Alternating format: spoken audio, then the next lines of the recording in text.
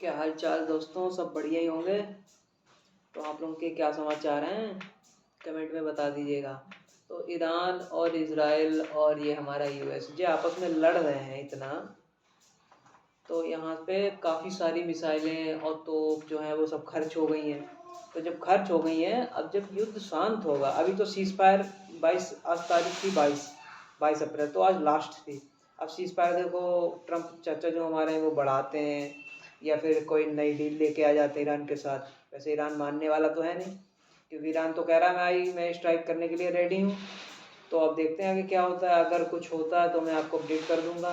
तो यहाँ पे जो है, अब डिफेंस सारी कंट्रियाँ अपने डिफेंस पे काफ़ी खर्चा करने वाली हैं और कैपेक्स उनका बढ़ने वाला है।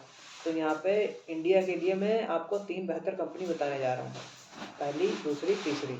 तो 3 कंपनी बहुत ही बेहतर यहाँ से कर सकती हैं, जिसमें पहला है HAL, ठीक है, दूसरा है BDL, और तीसरा मैं आपको कमेंट बॉक्स में बताऊंगा, कमेंट आप कर दीजिए। बहुत ही शानदार कंपनी है वो, ठीक है। और सबमरीन से रिलेटेड और जो हमारे शिप होते हैं उनको बनाने वाली कंपनी होती हैं।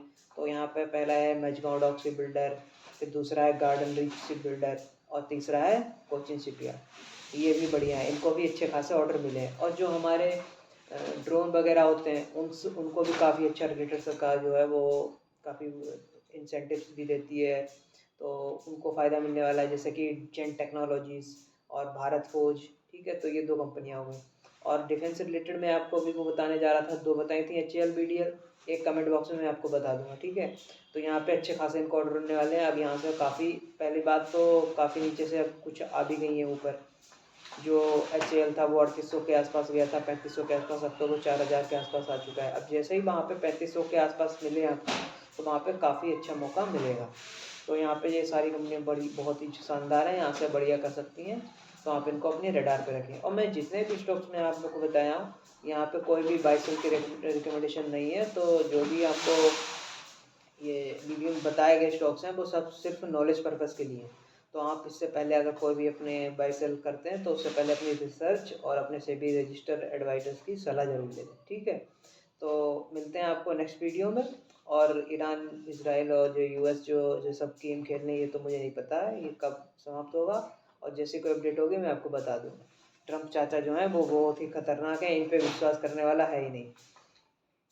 ये कब अपनी बातों से पलट जाते हैं कोई कहने वाली, कुछ मानने वाला ही नहीं है। शाम को न्यूज़ कुछ और, सुबह कुछ और ये सब न्यूज़ बेस्ड मार्केट हो चुका है। मुझे तो अब ये समझ में आने लगा है भाई, ट्रम्प कह देते हैं, मुझे तो लगता है कुछ बहुत बड़ा गेम चल रहा है। वहाँ से लगता है यूएस के कुछ रिलेटिव हैं जो भारत में ट्रेड करते हैं, तभी वो यहाँ से शाम को अपना कुछ लिए बैठे होते हैं, तो वो सुबह गैप अप हो जाता है, फिर शाम को गैप डाउन हो जाता है। सब न्यूज़ बेस्ड मार्केट है। चलिए देखते हैं दोस्तों आगे क्या होता है। नमस्कार।